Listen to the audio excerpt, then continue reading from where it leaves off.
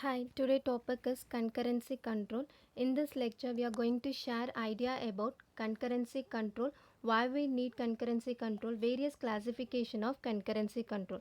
Let's see detailed description about concurrency control.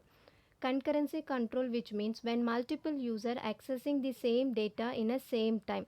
This concurrency control is mainly used to protect the data. The purpose of concurrency control is to eliminate the transaction conflict, preserve database consistency, and resolve read write and write write conflict. So in this example, let us consider the transaction T1 and T2. So T1 and T2 trying to access the data item A in a same time. It leads to concurrency. Those concurrency problem can be controlled by the concurrency control manager. They have to decide the data item A can be allocated to which transaction, either T1 or T2. Once data item is allocated to the transaction, the another transaction has to be rolled back or has to be wait.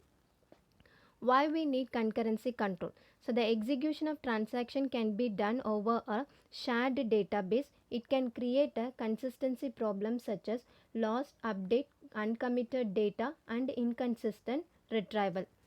Various classification of concurrency control are log based, timestamp based, validation based protocol, and finally deadlock handling. Let's see log based protocol. It is a mechanism used to control the concurrency access of data item by granting the lock. Lock can be granted in two different modes. One will be the exclusive and another will be the shared mode. The exclusive mode can be represented by using the lock X. In shared mode, it can be represented by using lock S. When the data item can be locked by using the exclusive mode, those data item can be read as well as perform the write operation.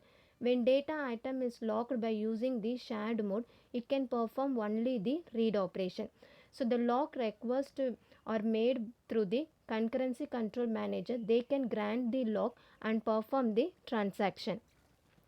So the transaction may be granted based on the lock compatibility matrix. If data item is locked by using the shared mode, there is no problem. The transaction can begin its execution. If data item is locked by using the exclusive lock, it does not allow any other transaction to lock the same data item.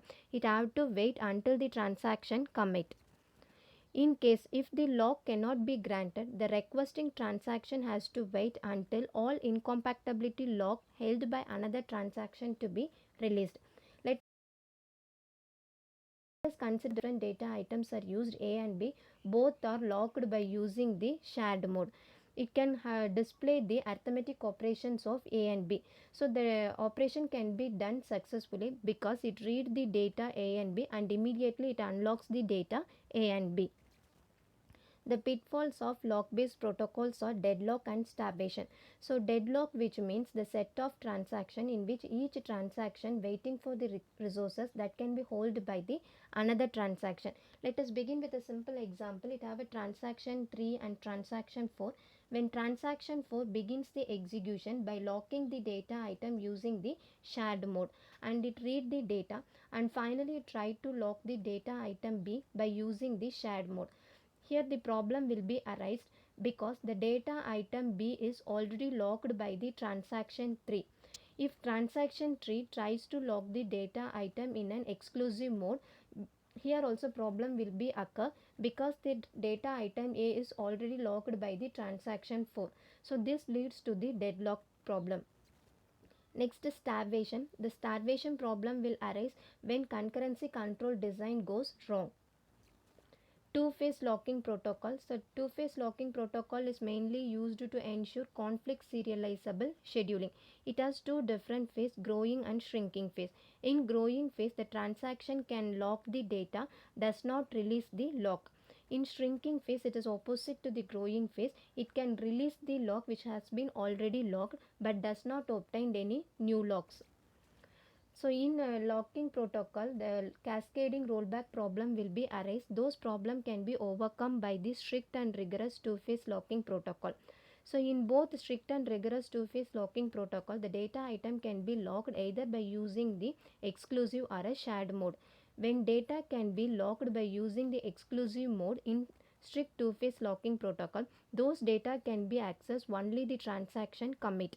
If data can be locked by using either exclusive or a shared mode in rigorous two-phase locking protocol, those data cannot be accessed until both exclusive and shared lock release the lock.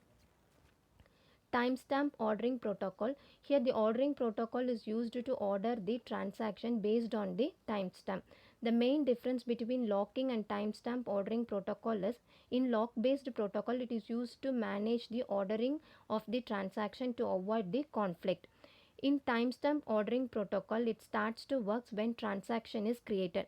Let us consider the example T1 and T2 are the transaction. When T1 enter into the system at a time 7 and T2 enter into the system at the time 9.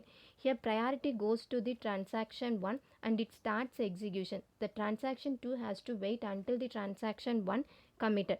Not only this, the timestamp ordering protocol also maintain the timestamp of last data item can be read and write. So the timestamp ordering protocol, it works on the two condition. One is based on read operation, another one will be based on the write operation. In read operation, so the terminologies used are W stands for read, W stands for write, R stands for read, TS for timestamp, TI will be the transaction, X will be the data item. So it is based on the transaction or timestamps of data item and transaction. If it is greater than, the operation will be rejected, otherwise operation will be executed. In the case of write operation, so it can be based on read, it reject the operation. In based on write, it reject and it makes the transaction to be rollback, otherwise the operation will be executed. Finally, validation based protocol, it is also called as optimistic concurrency control technique. It consists of three phases: read, validation and write phase. In read phase, the transaction perform both read and write operation. When it read the data, that data can be stored in a temporary local variable. When try to write the data, those data can be done temporarily, that cannot be updated in the actual database. In validation phase, the temporary variable can be validated. In write phase, once the validation is success, it can return into the actual database. Thank you.